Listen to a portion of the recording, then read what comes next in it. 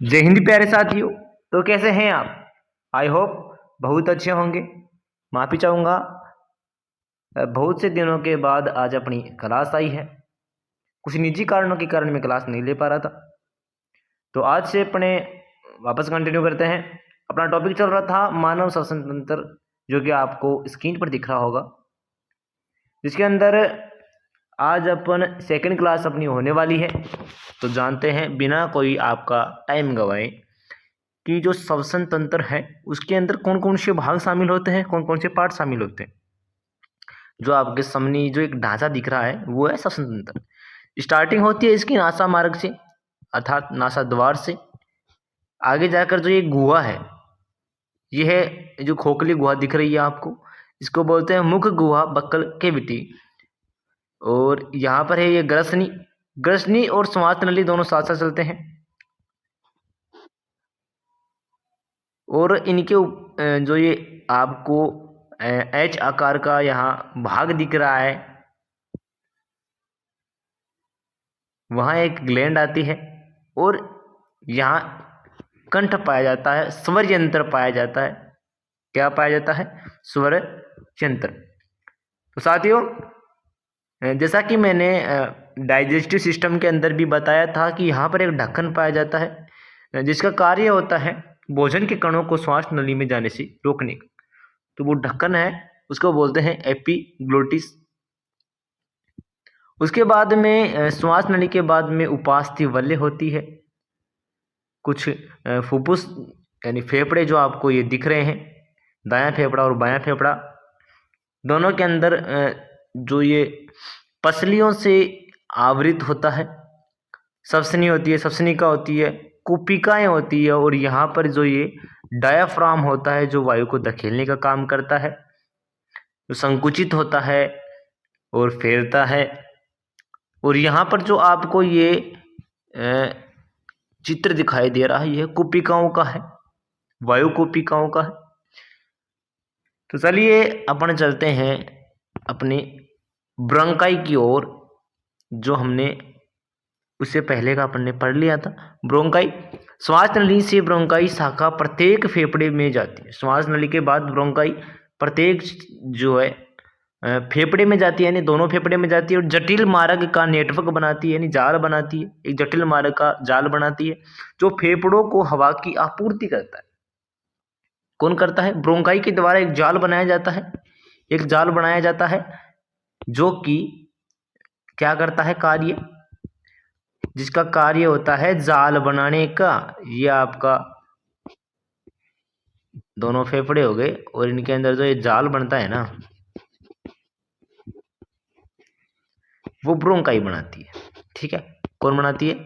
Bronchi का के द्वारा जाल बनाया जाता है। ठीक है साथियों, तो उसके बाद में देखते हैं फेफड़ों के बारे में। फेफड़े क्या होते हैं? फेफड़े मिलकर शरीर के सबसे बड़े अंगों में से एक अंग बनाते हैं। कौन? फेफड़े सबसे बड़े अंगों में मिलकर के एक बड़ा अंग बनाते हैं। वे कोशिकाओं को ऑक्सीजन प्रदान करते हैं और कार्बन डाइऑक्साइड को बाहर निकालने के लिए जिम्मेदार होते हैं। कौन? आपके फेफड़े, आपके लंग्स जो है वो कोशिकाओं को ऑक्सीजन प्रदान करते हैं, और CO2 जो कि जहरीली गैस है उसको बाहर निकालने के लिए सहायक होते हैं। कौन? आपके फेफड़े। उसके बाद आता है आपका एल्वियोल्स। एल्वियोल्स जो है फेफड़ों में मौजूद छोटी थैली जैसी संरचना होती है, जिसमें गैसीय विनिमय होता है। एल्वियोल्स क्या होता है? फेफड़ों के अंदर एक छोटी थैली की जैसी संरचना पाई जाती है, उसको बोलते हैं एल्वियोल्स, जो कि गैसीय विनिमय यानी गैस का आदान और गैस का प्रदान करने का कार्य करता है एल्वियोल्स। उसके बाद में जो मैंने आपको दिखाया था डायफ्राम, जो कि चपटा होता है। डायफ्राम मुख्य श्वसन पेशी है जो फेफड़ों में हवा की अनुमति देने के लिए सिकुड़ती है और आराम करती है। तो किसकी बात की अपन ने? डायफ्राम की बात की। डायफ्राम मुख्य श्वसन पेशी है जो फेफड़ों में हवा की अनुमति देने के लिए सिकुड़ती है और आराम करती है, शिथिल हो जाती है। ठीक है, उसके बाद बात करेंगे कि दायां फेफड़ा बाएं फेफड़े से बड़ा होता है। ये इम्पोर्टेंट चीज़ है, आपको याद रखने की बातें हैं कि दायां फेफड़ा जो है आपके बाएं फेफड़े से थोड़ा बड़ा होता है। हम प्रति श्वास लगभग 500 ml हवा में सांस लेते और छोड़ते। देखो ये भी नापा हुआ है कि हम प्रति श्वास अंदर श्वास ग्रहण करो, श्वास ग्रहण करते हैं, सांस लेते हैं और छोड़ते हैं। अब लेना और छोड़ना कितना, 500 ml। इस मान को क्या बोलते हैं, ज्वारीय आयतन।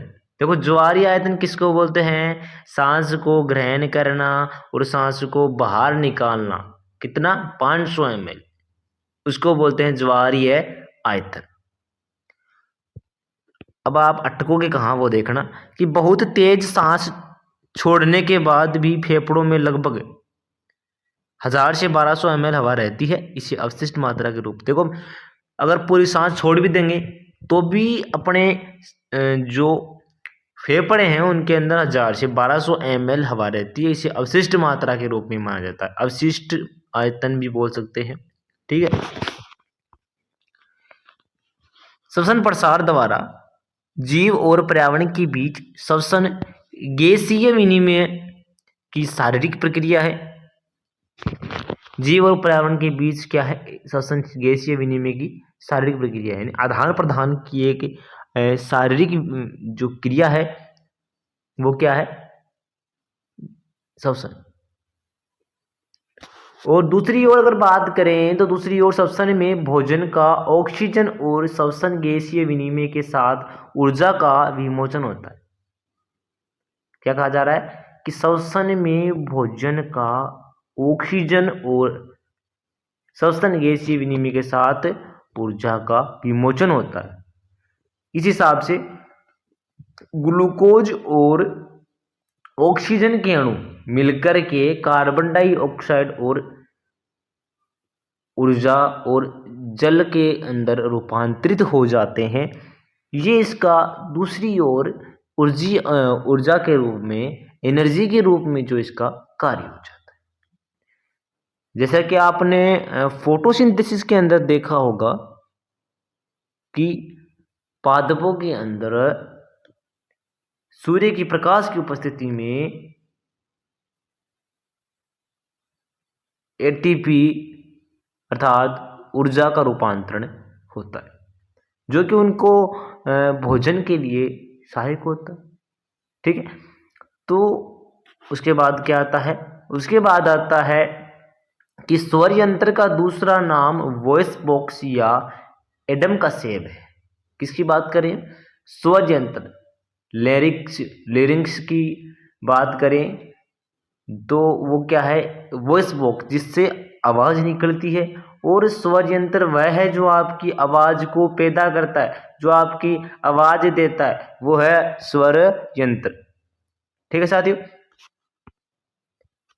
अब अपन बात करेंगे एरोबिक एंड एनारोबिक रेस्पिरेशन के, वायवीय और अवायवीय श्वसन की हम बात करेंगे, जो कि बहुत अच्छी तरीके से अपन अगली क्लास के अंदर पढ़ने वाले हैं। उससे पहले अपन एक बार फास्टली रिवीजन कर लेते हैं कि हमने क्या पढ़ा है।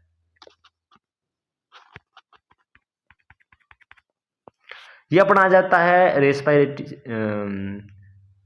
मानव श्वसन तंत्र, रेस्पिरेटरी सिस्टम।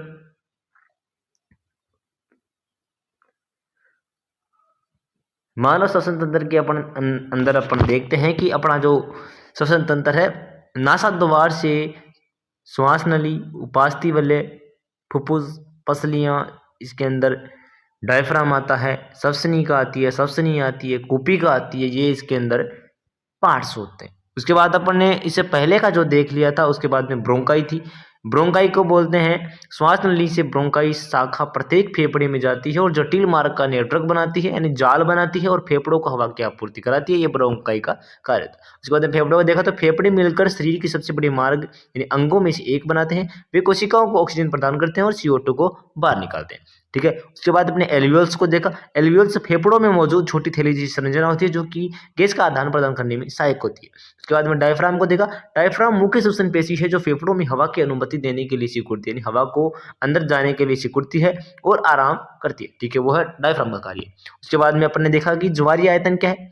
एक सांस को ग्रहण करना और छोड़ना, उसमें जो लगभग मात्रा 500 ml की है उसको बोलते हैं श्वास आयतन। और बहुत तेज अगर श्वास छोड़ भी देते हैं उसके बाद भी अपने अंदर फेफड़ों के अंदर जो श्वास बच जाता है, श्वसन की मात्रा बच जाती है, हवा बच जाती है, तो उसको बोलते हैं, जो कि 1000 से 1200 ml बच जाती है उसको बोलते हैं अवशिष्ट मात्रा, अवशिष्ट आयतन भी बोल सकते हैं। ठीक है।